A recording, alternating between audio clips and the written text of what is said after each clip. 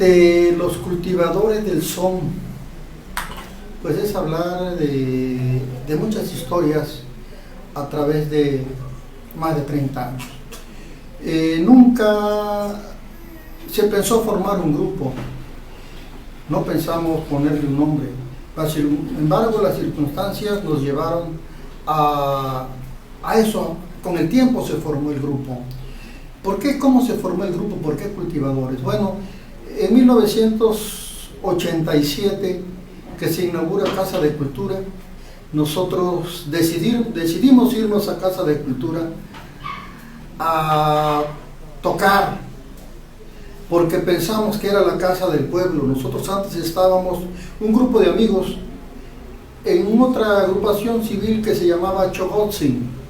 Desde el 85 ya estábamos en Chogotzin.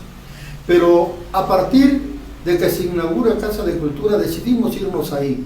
Esa era la casa del pueblo y creo que teníamos que hacer algo por el pueblo. Y bueno, ahí en Casa de Cultura la gente nos invitaba a sus fiestas, a sus velorios. Siempre nos iban a invitar. Y no decía la gente los músicos de Casa de Cultura, sino decían los músicos de la agricultura. Todavía hoy en día mucha gente dice lo de la agricultura, porque como nunca había existido aquí una Casa de Cultura, entonces ellos escuchaban y en vez de decir cultura decían agricultura, y así nos empezaron a conocer como los músicos de la agricultura. Salíamos, íbamos a los velorios a convivir. Entonces don Juanito, siempre bonachón, nos decía: ya están pepenando ustedes. Y el otro Juan decía, ahora sí están cultivando ya lo que otros sembraron. Y es cierto, estamos recogiendo lo que otras generaciones atrás habían sembrado. Y bueno, por algunas cosas, algún día se nos ocurrió, cultivadores. Bueno, somos cultivadores. ¿Cultivadores de qué? Del son, de la música, del canto, cultivadores de nuestras tradiciones, de nuestras costumbres. Y así quedó como cultivadores del son. En el transcurso de toda nuestra vida, como amigos que anduvimos y que seguimos todavía caminando, algunos ya se nos fueron, como los Juanes, se nos adelantaron. Hemos sido 6 la parte básica, pero siempre hemos traído un montón de niños y de jóvenes. Siempre que fuimos a las fiestas a Tlacotalpan, llevamos niños, jóvenes, y donde quiera que hemos ido, llevamos gente diferente y nos dicen: oye, ¿qué tal son cultivadores? No, los cultivadores somos una base, pero queremos que los jóvenes y los niños valoren sus costumbres, sus tradiciones, que las redescubran, que no se avergüencen de ellas. Y algo hemos logrado a través de 30 años. Hemos hecho que muchos jóvenes, que muchos niños hayan volteado hacia esa parte de nuestro pueblo que se nutría con su música, con su poesía popular, cantada en los guapangos, con el baile de la tarima. Y bueno, siempre seguimos invitando y seguimos trayendo niños, porque hemos pensado que los niños, a una edad muy corta como aquí la que tiene mi nieto, tienen ellos la responsabilidad en sus espaldas de hacer que el son viva o muera en nuestra región. Esa fue siempre nuestra filosofía, ese fue siempre el punto de vista que defendimos y en eso andamos. En el transcurso de todo ese tiempo hemos conocido mucha gente. Nos permitió entrar a los hogares de la gente del campo y sentir la música, sentir lo que ellos ven como algo importante en la vida de la comunidad, en la vida social y en la vida espiritual. Porque el son no solamente es el guapango, no solamente es la parte festiva, sino también es esa parte espiritual, esa parte cosmogónica que hay en cada comunidad. Y entonces eso nos llevó, nos abrió las puertas para asistir en sus velorios, en las muertes de angelitos cuando nos invitaban, en los decesos de gente mayor, ir a sus bodas, ir a los velorios de santos que habían en cada comunidad, en cada rancho, y seguimos yendo. Voy a tocar brevemente un son de los que se tocaban con los angelitos. Este son se tocaba, también se baila, es el trompo. Se tocaban los sones más comunes para el canto a los niños, eran los enanos, el trompito y el huerfanito. Y se podían tocar otros sones, pero claro está, con una dinámica distinta. Vamos a tocar.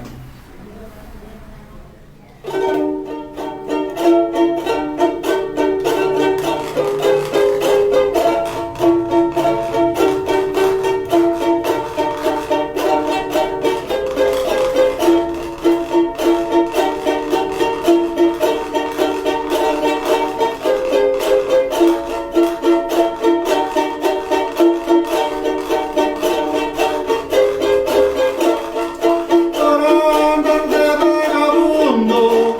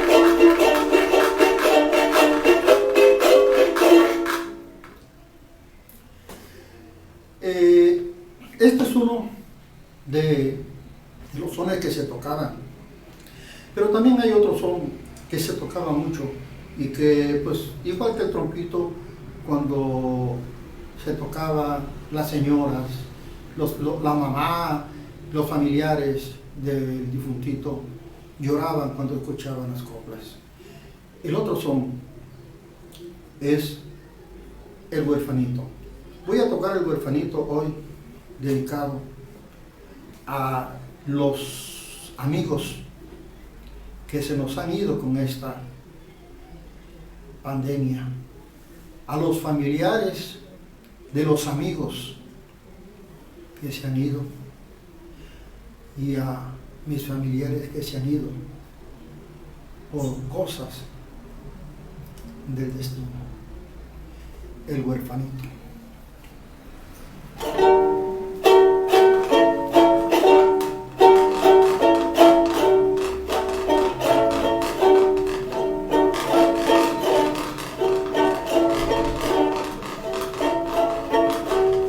En la vida transitoria no hay amor como el de madre,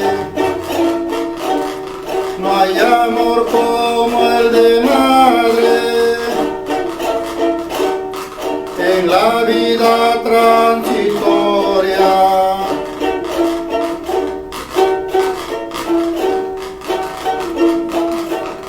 le pido a Dios que la guarde y que la lleve a la gloria, y que la lleve a la gloria en compañía de mi Padre.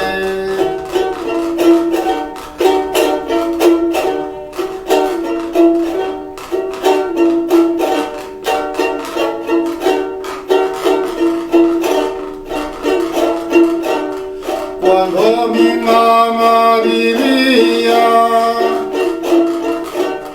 me daba muchos consejos, me daba muchos consejos. Cuando mi mamá vivía,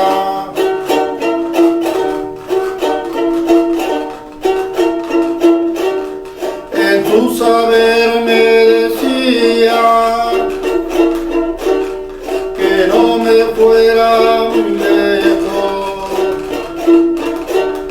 que no me fuera muy lejos, que de ella me acordaría.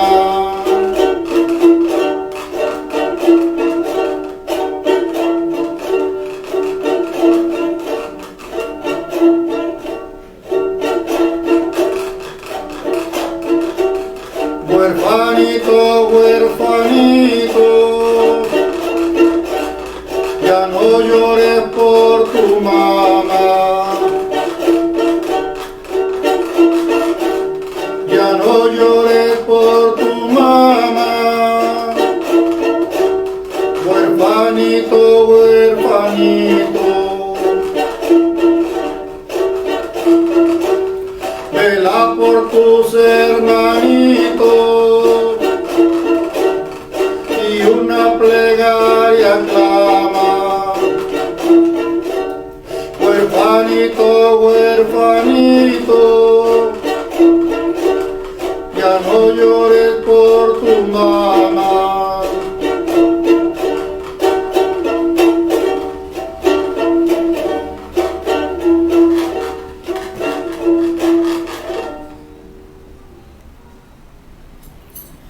En nuestras andadas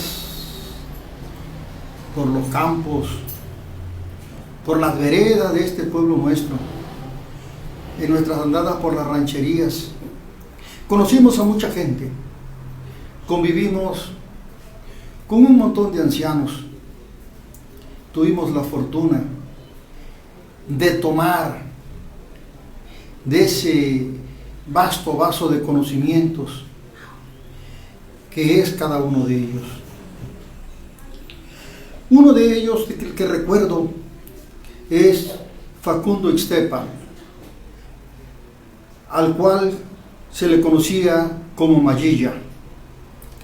Mayilla fue un viejecito de por el rumbo de Bebedero, Mazuñapa, de por ahí venía, hombre campesino, a quien tuve el gusto de conocer una oscura noche tormentosa en que se había caído el tren meridiano, el que venía de Mérida y que pasaba por Rodríguez.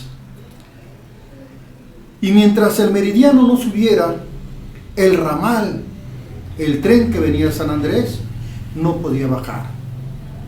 Desde las 2 de la tarde estuvimos ahí, desde antes de las 2, estuvimos ahí esperando el tren.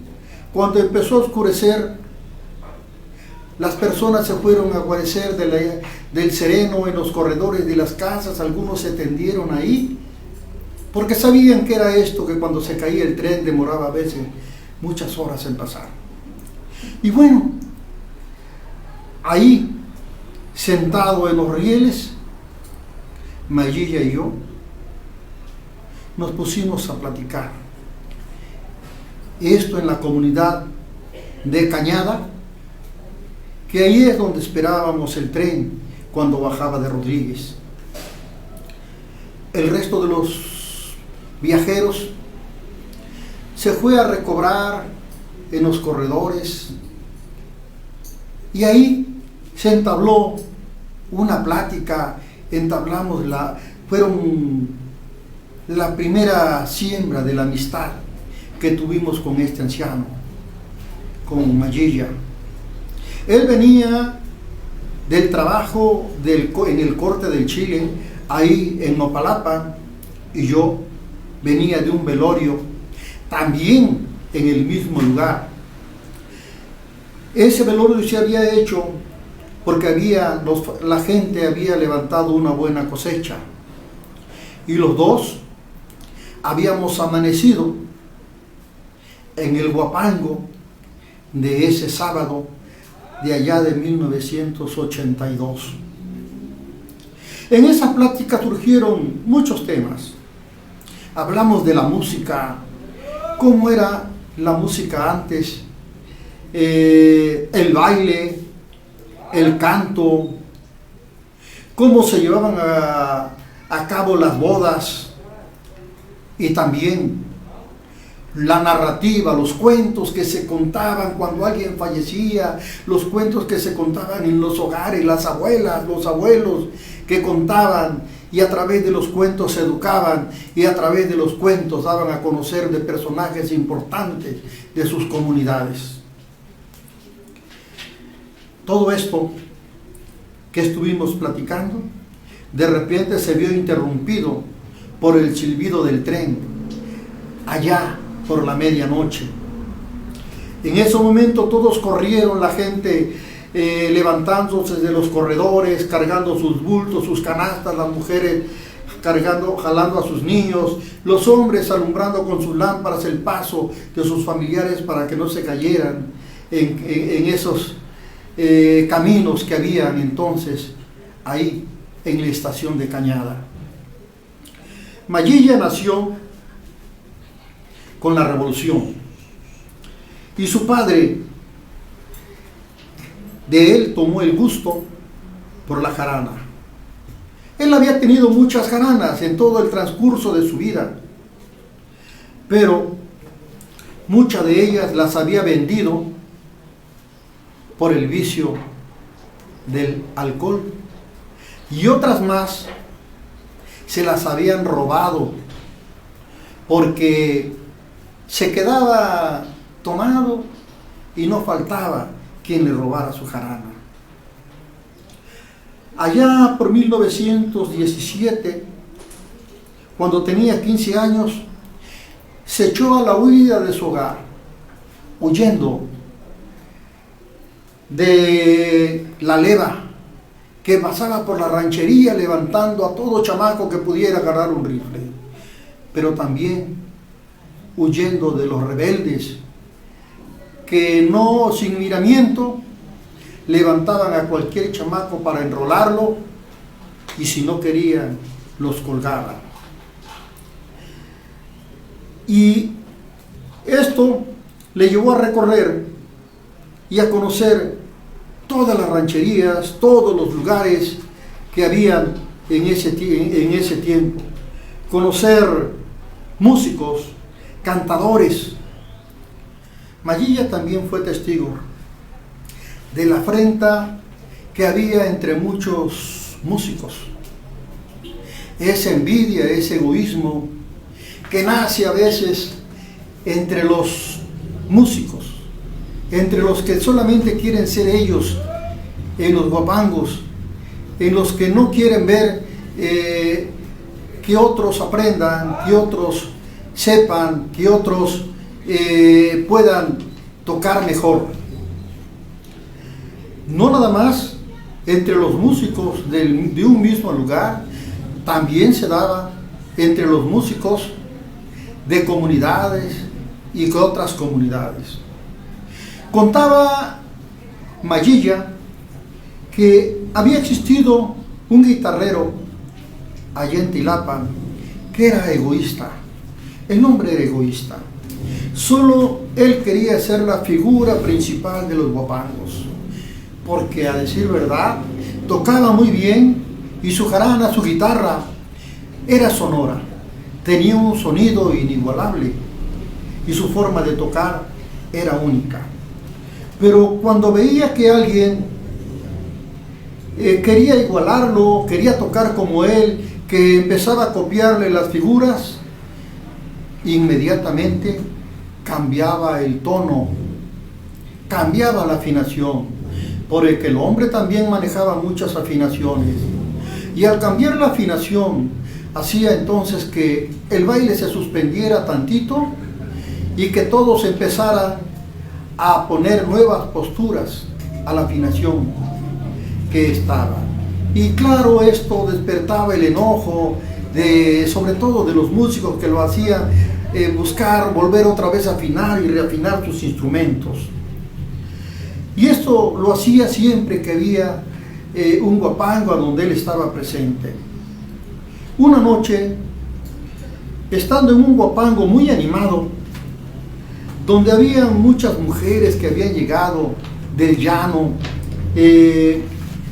la tarima muy alegre, la mujerada pasando de un lado a otro de la tarima, cuando estaba en la parte más importante, en ese momento se le ocurrió cambiar el tono. Solo moviendo una clavija de su guitarra, cambió el tono, y entonces esto lo hizo, según él, para calar a los músicos que venían de otros lugares. Y en ese rato se interrumpió el baile. Había otro lugar, de ese lugar había otro guitarrero, que ya lo conocía, que ya sabía quién era, y ya sabía lo que hacía siempre en cada guapango. Entonces, muy enojado, este guitarrero desenvainó el machete que traía en la cintura y de un tajo le voló los dedos de la mano. Todos corrieron, algunos a ayudarle, otros a agarrar al agresor, y prácticamente ahí terminó el guapango. Por un tiempo este hombre dejó de tocar, se alejó de los guapangos, y después de pasado un buen tiempo, la mano le sanó, le curó, ya sin dedos. Entonces el gusto de él, el vicio de la guitarra, el vicio de los guapangos para él era bastante, que se amarraba la espiga en su mano mocha, se amarraba la espiga con un pañuelo, y de esa manera tocaba, y tocaba regular, ya no como lo hacía antes, pero tocaba, pero no dejaba esa maña de cambiar a cada que se le ocurría o se le antojaba cambiar el tono de su instrumento. Y un día, andando por las tierras bajas, allá por el rumbo de las bodegas,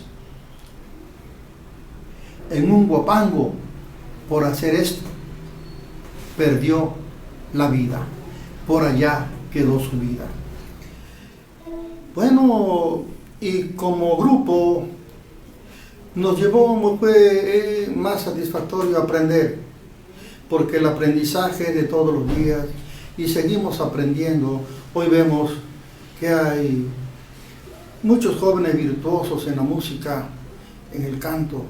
Nosotros seguimos con lo nuestro, porque cuando un árbol da buena flor, da buen fruto, no la daría si las raíces estuvieran mal. Y bueno, a nosotros nos interesa las raíces de nuestra música, las raíces de nuestros viejos, y sobre eso pueden construir lo que quieran, sobre eso pueden hacer lo que quieran. Las raíces de las costumbres y las tradiciones de nuestras comunidades, de nuestros campesinos, para nosotros son importantes. Así hemos aprendido muchos sones de mucha gente grande, como Carlos Escribano, como don Simón Baxin, Juan Polito, Juan Mistega, don Macedonio Gómez, de muchísimos músicos, de muchísima gente. Pero no nada más hemos aprendido de la gente del campo, también hemos aprendido de gente estudiosa, de gente que se ha dedicado a la investigación, que se ha dedicado a esto, al mundo de la música, a descubrir, a redescubrir, a ver entre esos anales de la historia, a preguntar entre esos viejos archivos que hay en cada comunidad, que son la memoria de los ancianos. Y bueno, voy a tocar un son que nos enseñó un amigo, Andrés Barahona. Hace muchos años nos los enseñó, y de hecho no, casi no lo tocamos, porque pues la gente lo que quiere escuchar es la bamba, el colás, el zapateado, el siquisirí, el toro, y hay muchos sones que se quedan ahí y que por eso se van perdiendo, por eso la gente se va olvidando de ellos. Y este es un son pues viejo, me platicaba Andrés, mi tocayo, que es un son viejo. Él por ahí lo escuchó, lo aprendió, y así lo aprendí, quizá no muy bien, pero lo aprendí.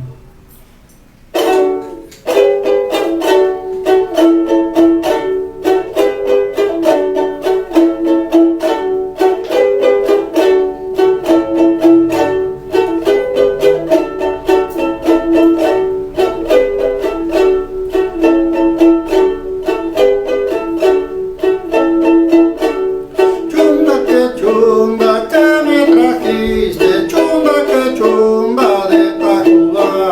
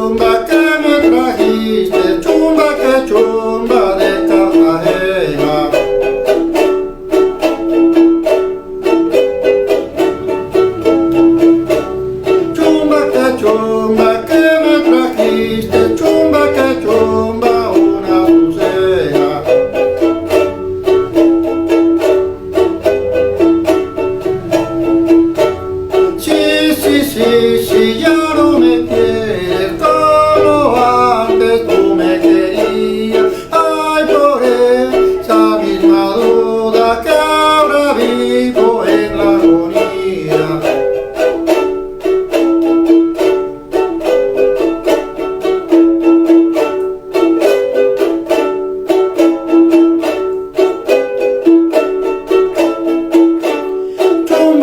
Chumba que me trajiste, chumba que chumba de la Sevilla.